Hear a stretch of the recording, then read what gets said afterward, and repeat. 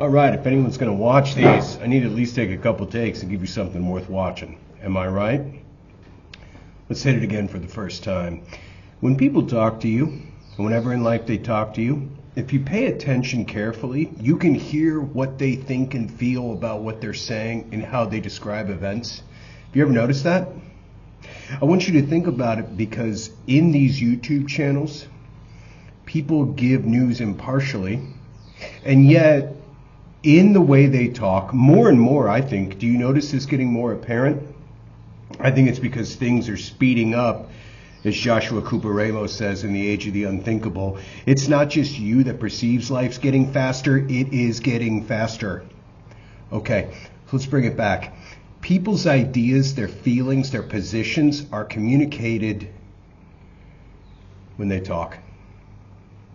That matters because ideally this space will be a thought gymnasium where all ideas are welcome to come and rumble. From the far left, welcome to the blue hair mob. To the far right, that ominous specter. I don't know where those guys are lurking. It might be the circles I run in. Without judgment of who you are and how you got here, without judgment of formal education or lack thereof, let's explore ideas together and let's leave our you've already assumed my gender, no doubt even my ethnicity. Bet you got it wrong. Not the point. The point is that these things do not impact the truth, the veracity of ideas, correct? Yeah. Actually, it doesn't matter whatever you say because it's true. These are essentially logical fallacies people make all day, every day. It's the ad hominem attack. The thought that because a thief told you something, you can't believe him because he's a thief, right? It's a logical fallacy. People make it all the time. People don't understand it can be applied, often don't understand it can be applied in the broad sense to the idea that because you like X team, you think they're going to win the Super Bowl. And because you care about the game, you don't have an impartial view. That's what we're trying to do here. God, I don't have to take another take. We're trying to develop an impartial view to understand what's happening in the world as it happens. Why? Because I'm the original internet nobody. No one calls me ever to see what they should think, and they definitely don't call me for clearance. I'm watching from the cheap seats, as Chris Martenson says. I'm just trying to understand. And I think if we understand together, if we bash ideas together, we might raise our understanding. And it's more important now than ever. Definitely more important now than ever as the unpleasant change approaches in 2025. Folks, you've got debt rates. I know, you've heard it. You haven't heard it. Take a look, Google search. Don't take my word for it. I'm an internet stranger, for crying out loud. Take a look at federal debt, but when's it roll over? If it's a 30-year note, do you have a 30-year note on your house? You got 20 years left. Is it a fixed rate mortgage? Is it a variable rate mortgage? Because our national debt is a variable rate instrument. So the United States government is going to be in the same pickle that U.S. companies are in. That's why I say it doesn't matter where you look at debt. Nation state level debt, corporate debt, commercial real estate debt. Oh, what are these properties worth? Let me guess. Let me use my psychic powers. You've got an empty strip mall in the town where you live. I'm really focusing now, and I can tell you there is a vacancy, at least one, in every strip mall near where you live. Because unless you're going to King of Prussia Mall, malls are not popping, folks. This isn't news. What I do hope to do is maybe share some things you don't know. Maybe this is just a recollection of everything everyone knows. I don't know. But tonight we're going to hit Syria. We're going to healthcare hitters. We're going to hit the healthcare hitters. And we're going to hit Bitcoin. All right? Let's take it from the top. Let's see. This pen keeps breaking. Let's see what we can come up with. Syria. What happened? You want to know what happened in Syria? You came to the right guy. Your Uncle Marco, the internet nobody. Here's what happened in Syria. The terrorists won. Islamic State, the good guys now, kicked out Bashar al-Assad. He's back in Russia. Kremlin confirmed it. So the guys who were bad are here now and they're good. But they were never really that bad because we didn't tell you the truth. Because if they're from Al-Qaeda, we made them. Yeah, the U.S. State Department made them. Is that uncomfortable and awkward? I don't think so. Again, this is all public knowledge. You can find it yourself. But you likely have a life. You likely do things. You probably have people who love you. That's why you come to me. I gotcha. I don't do anything. All I can do is read through all this and try to understand it and share it with you. And then you make fun of me in the comments down below. Like and subscribe. Syria. The reason why the conclusion on Syria, that it's Turkey, the United States, and Israel, oh, Turkey. There's a whole post in and of itself. You want to see guys doing it wrong. That's Turkey.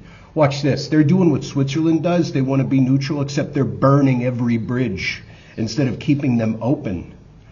Yeah, Recep Tayyip Erdogan just betrayed everyone he's been, cozying up to.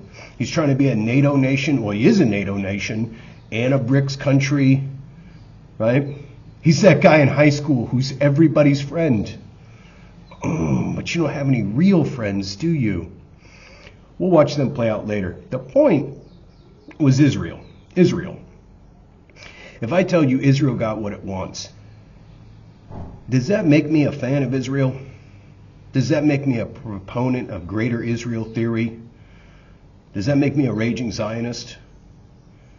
Does it confer to you an understanding that I think Zionism is the greatest evil of the 20th century?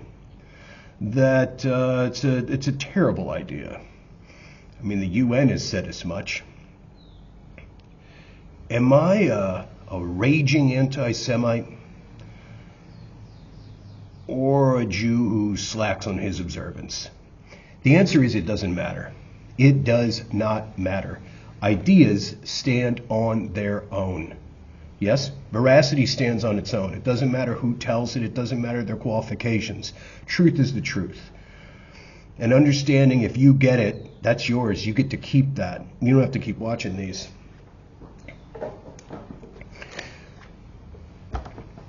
Healthcare. Have you noticed a groundswell of support for this guy? Listen, you know way more about the story than I do. I'm not going to pretend like I don't know anything. Here's what I'm noticing, and I don't know if you're noticing it. This gentleman, Luigi, is on his way to becoming sort of an American folk hero. What happens if you can't get a jury to convict him? What's that mean? What sort of signal does that send to others? What behavior might we see? This is the sort of stuff I want to talk about. This is the sort of stuff I think about. Finally, I've got a friend to do it with. That's you. Bitcoin. Bitcoin, Bitcoin, Bitcoin.